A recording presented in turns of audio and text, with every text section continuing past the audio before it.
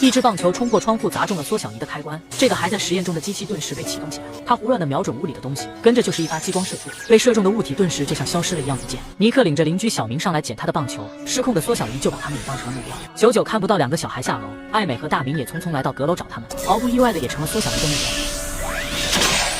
两个小年轻被缩小了万倍，原本看似平整的地板变得坑坑洼洼，狭小的房间变得无比宽敞。但好在他们也各自找到了自己的弟弟，四个小年轻连忙汇合在一起。狗狗小白突然出现在门口，他对着缩小的几人叫了几声，声音巨大，机遇震破耳膜。Be quiet, Cork!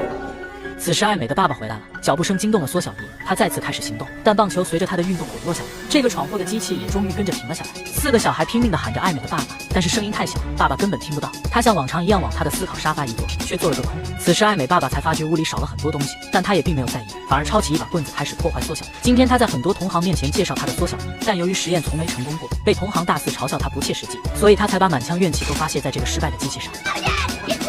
散落的碎片如同陨石一样往地板上砸去，孩子们顾不得劝阻，只能没命的逃窜。打砸完之后，爸爸又开始拿起扫把打扫房间，四个孩子吓得撒腿就跑。然而以他们的体型又能跑多远？爸爸不断的挥舞着扫把东扫西扫，孩子们也跟着跑过来跑过去，但依然没有躲掉被扫进垃圾桶的命运。爸爸把垃圾倒进垃圾桶，四个孩子也毫无抵抗的掉了进去。垃圾袋被爸爸随意的丢在门口，片刻之后，一道细小的玻璃划破了垃圾袋，面前的景象让人不由倒吸一口凉气。平常不过脚踝的草坪，此时看起来却如同原始森林。孩子们要赶忙回去让爸爸把他们恢复原状。胆大的小明率先顺着草叶滑到地面，从地面上看，草丛更是显得巨大无比。高空突然传来一阵啾鸣声，巨大的展翅声在头顶响起，几个孩子被吓得立马躲到一朵蘑菇底下，却发现那只不过是一只蝴蝶。众人虚惊一场，他们穿行在密集的草丛里往家赶去。这时大明突然发出一声惊叫，这是尼克丢失的恐龙玩具，但他此时却比真正的恐龙还要庞大。一条污浊的河流出现在了面前，上面的昆虫尸体打消了他们游过去的念头。此时聪明的尼克想到了一个主意，狗狗的听力远胜人类，他们可以把小白喊来带他们回去。他们吹起口哨呼喊小白，为了让声音传得更远，他们顺着藤蔓爬到高处。狗狗小白确实听到了主人的呼喊，但他刚一出门就被小明家的猫咪吓了回去。此时藤蔓开始左右摇晃起来，年龄最小的尼克一个没抓稳，掉到了下面的花蕊上。好巧不巧的是，一群蜜蜂过来采蜜，巨大的爪子把尼克连同蜂蜜一起卷了起来。眼看美女的弟弟遇到危险，大明立刻奋不顾身地跳到蜜蜂背上，蜜蜂带着两人飞上天空，两人被吓得大叫，死死地抓住绒毛不敢丝毫放松。蜜蜂带着他们越飞越高，如同战斗机一样在院子里胡乱飞行。此时两家家长隔着低矮的栅栏聊天，他们都在向彼此打听自己孩子的下落，却不知孩子们正骑着蜜蜂冲向他们。两个大人随手拿起身边的东西就朝蜜蜂身上打去。尼克爸爸的棒球棍擦到了蜜蜂，受伤的蜜蜂开始低飞，飞进草丛撞到了草叶子上，两个孩子也被甩飞出去，好在都没有大碍。此时爸爸突然发现自己手里拿的是一根棒球棍，而他的孩子是不玩棒球的。他抬头看向被砸碎的窗户，似乎意识到了什么，他连忙回到阁楼，在地上发现了被缩小的思考沙发。他看向面前的缩小尼，实验成功了。他刚露出一丝微笑，就又拉下了脸。他趴在地上焦急地呼喊着孩子们的名字，却不经意间看到了旁边的扫把。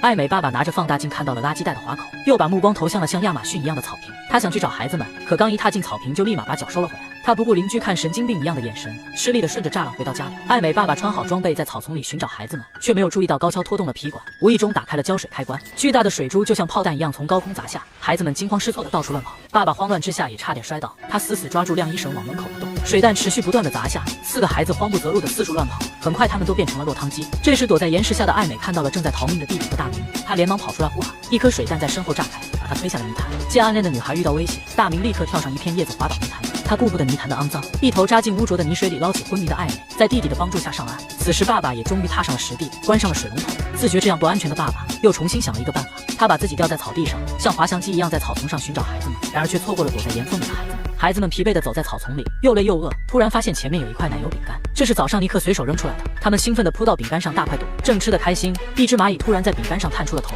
众人被吓得慌忙逃跑。而此时聪明的尼克又想到了一个主意，蚂蚁的承重能力是自身的50倍，他们可以骑在蚂蚁背上回家。但这并不是一件容易的事，微小的他们加起来都没有蚂蚁大，蚂蚁一个转身就可以把他们撞出老远，即使他们爬到蚂蚁背上也会被颠下来。直到艾美把一块食物放在蚂蚁面前，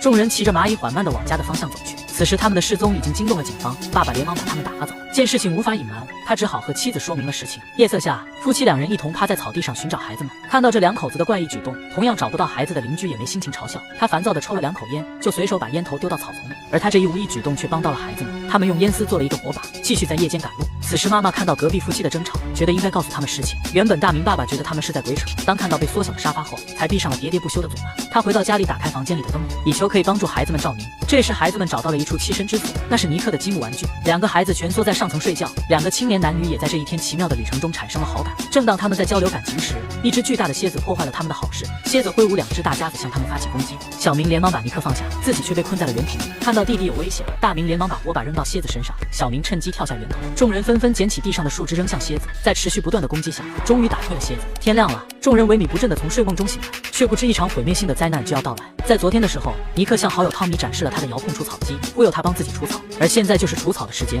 汤米戴着耳机操作着除草机，就像玩遥控玩具一样开心。可草丛里的孩子们却遭了殃，除草机数次从身边显至又显的掠过，孩子们就像没头苍蝇一样乱窜，强大的风力把他们吹得东倒西歪。他们躲进蚯蚓的洞穴，暂时躲过了除草机。除草机的声音惊动了在阁楼上修理机器的爸妈，他们连忙下楼喊停了汤米，但除草机却刚好停在了洞穴的出口，强大的风力要把尼克吸出洞外。3个小伙伴连忙接力抱住前一个人，眼看他们就要葬身除草机，爸妈终于关停了他。4个孩子被残余的风力甩到了一边，当他们缓过神来，就看到了爸妈巨大的脸盘，他们兴奋地大喊大叫，然而声音还是太小，父母根本就听不到。年纪最小的尼克遭此了连番打击，终于忍不住哭了出来。这时一只巨大的狗鼻凑了过来，经过最初的惊慌后，众人立刻冲上去抓住他的狗毛。艾美立刻吩咐小白去找爸爸，然而小白刚到门口便又遇到了小明家的猫，但这次小白不怂了，他对着小猫叫了一声就吓退了他。爸爸正在吃饭，小白直接跳上了餐桌对着他大叫，年幼的尼克一个没抓稳掉进了碗里，爸爸挥手驱赶小白，小白聪明地把鼻子搭在了餐桌上，几个孩子顺着鼻子来到餐桌，爸爸随手舀了一勺早餐送进嘴里，好悬没有把儿子吃掉。孩子们一边向爸爸奔跑，一边喊着不要，可惜声音太小，爸爸根本听不到。他一边跟妈妈聊天，一边又是一勺，